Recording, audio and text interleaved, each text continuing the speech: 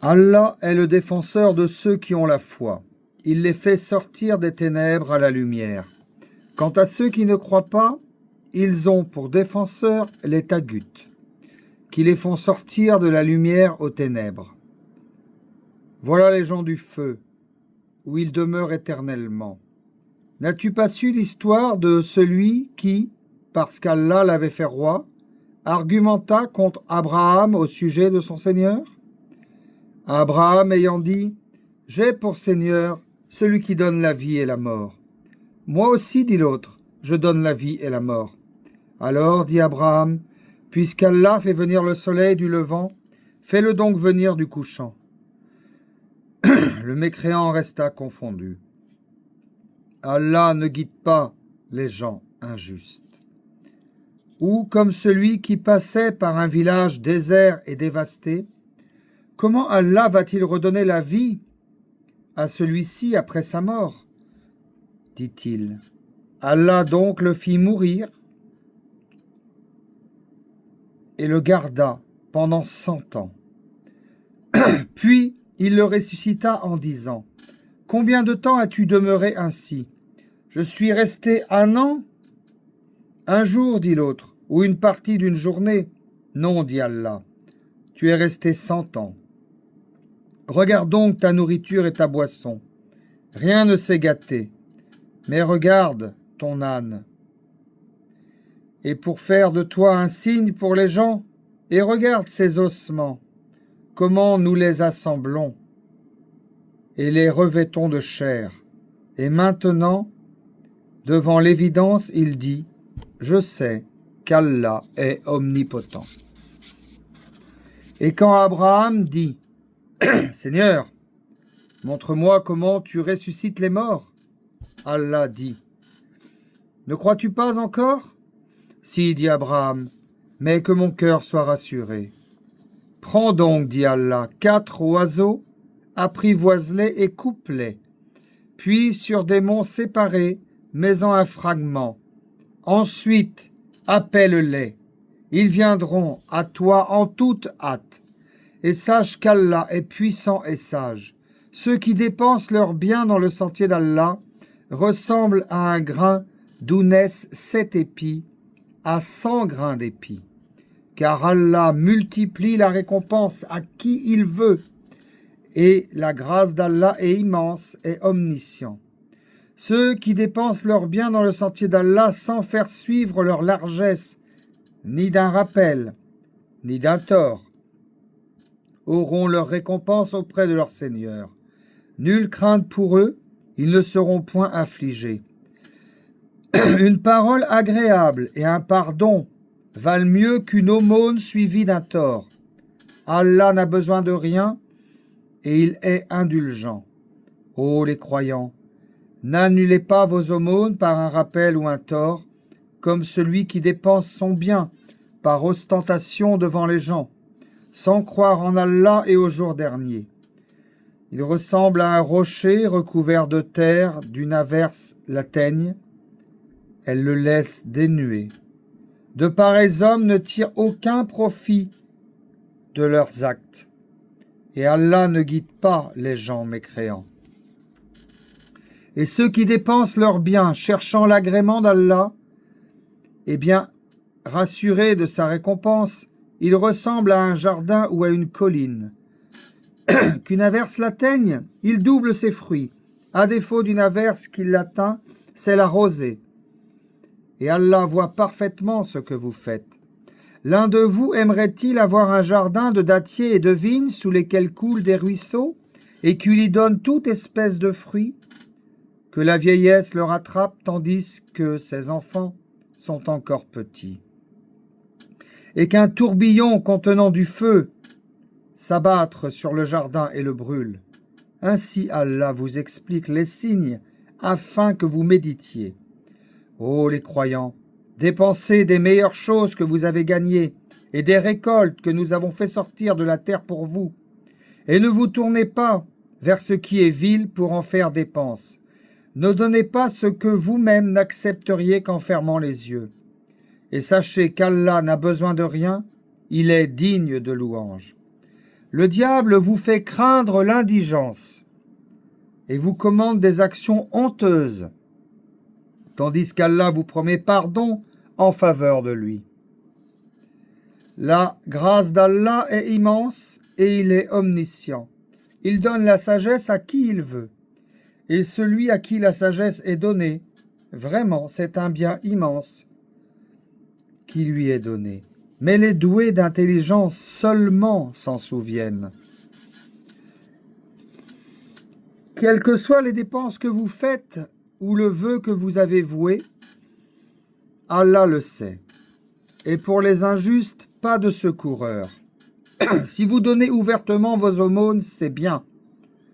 C'est mieux encore pour vous si vous êtes discret avec elles et vous les donnez aux indigents. Allah effacera une partie de vos méfaits. Allah est parfaitement connaisseur de ce que vous faites. Et ce n'est pas à toi de les guider vers la bonne voie, mais c'est Allah qui guide qui il veut. Et tout ce que vous dépensez de vos biens sera à votre avantage, et vous ne dépensez que pour la recherche de la face war d'Allah. Et tout ce que vous dépensez de vos biens dans les bonnes œuvres vous sera récompensé pleinement, et vous ne serez pas lésés.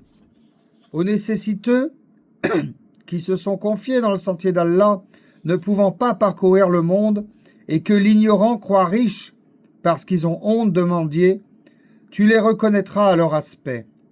Ils n'importunent personne en mendiant. Et tout ce que vous dépensez de vos biens, Allah le sait parfaitement. Ceux qui de nuit et de jour, en secret et ouvertement, dépensent leurs biens dans les bonnes œuvres, ont leur salaire auprès de leur Seigneur. Ils n'ont rien à craindre, ils ne seront point affligés. Ceux qui mangent pratiquent de l'intérêt usuraire, ne se tiennent au jour du jugement dernier que comme se tient celui que le toucher de Satan a bouleversé. Cela parce qu'ils disent « Le commerce est tout à fait comme l'intérêt », alors qu'Allah a rendu licite le commerce et illicite l'intérêt. Celui donc qui cesse dès que lui est venue une exhortation de son Seigneur peut conserver ce qu'il a acquis auparavant, mais son affaire dépend d'Allah. Mais quiconque récidive, alors les voilà les gens du feu. Ils demeureront éternellement. Allah anéantit l'intérêt usuraire et fait fructifier les aumônes. Et Allah n'aime pas le mécréant pécheur. Ceux qui ont la foi, qui ont fait de bonnes œuvres, accompli la salate, acquitté la zakat, auront certes leur récompense auprès de leur Seigneur. Pas de crainte pour eux, et ils ne seront point affligés. Ô les croyants, craignez Allah et renoncez aux reliquats de l'intérêt usuraire si vous êtes croyants. Et si vous ne le faites pas, alors recevez l'annonce d'une guerre de la part d'Allah et de son messager. Et si vous vous repentez, vous aurez vos capitaux. Vous ne léserez personne et vous ne serez point lésés. À celui qui est dans la gêne, accordez un sursis jusqu'à ce qu'il soit dans l'aisance. Mais il est mieux pour vous de faire remise de la dette par charité si vous saviez. Et craignez le jour où vous serez ramenés vers Allah, alors chaque âme pleinement sera rétribuée de ce qu'elle aura acquis, et ils ne seront point lésés. Ô les croyants, quand vous contractez une dette à échéance déterminée, mettez-la en écrit, et qu'un scribe l'écrive entre vous en toute justice. Un scribe n'a pas à refuser d'écrire selon ce que Allah lui a enseigné. Qu'il écrive donc, qui dicte le débiteur qui craigne Allah et son Seigneur et ne garde en rien diminué. Si le débiteur est gaspilleur ou faible ou incapable de dicter lui-même, que son représentant dicte alors en toute justice. Faites-en témoigner par 2 témoins d'entre vos hommes, et à défaut de 2 hommes, un homme, et 2 femmes d'entre ceux que vous agréez comme témoins, en sorte que si l'une d'elles s'égare, l'autre puisse lui rappeler. Que les témoins ne refusent pas quand ils sont appelés. Ne vous lassez pas d'écrire la dette ainsi que son terme, qu'elle soit petite ou grande. c'est bien plus équitable auprès d'Allah et plus droit pour le témoignage, et plus susceptible d'écarter les doutes. Mais s'il s'agit d'une marchandise présente, vous négociez entre vous. Dans ce cas, il n'y a pas de péché à ne pas l'écrire. Mais prenez des témoins lorsque vous faites une transaction entre vous, et qu'on ne fasse aucun tort à aucun scribe ni aucun témoin. Si vous le fassiez, ce serait une perversité entre vous. Et craignez Allah. Alors Allah vous enseigne, et Allah est omniscient. Si vous êtes en voyage et ne trouvez pas de scribe, un gage reçu suffit. S'il y a entre vous une confiance réciproque, et celui à qui on a confié quelque chose la restitue, et qu'il craigne Allah son Seigneur. Et ne cachez pas de témoignage. Quiconque le cache a certes un cœur pécheur. Allah, de ce que vous faites, est omniscient. C'est à Allah qu'appartient tout ce qui est dans les cieux et sur la terre. Que vous vous manifestiez ce qui est en vous ou que vous le cachiez. Allah vous en demandera compte. Puis il pardonnera à qui il veut et il châtiera qui il veut. Et Allah est omnipotent. Le messager a cru en ce qu'on a fait descendre vers lui venant de son Seigneur, et aussi les croyants, tous ont cru en Allah, ses anges, ses livres et ses messagers en disant: nous ne faisons aucune distinction entre ces messagers. Ils ont dit: nous avons entendu et obéi. Seigneur, nous implorons ton pardon. C'est à toi que sera le retour.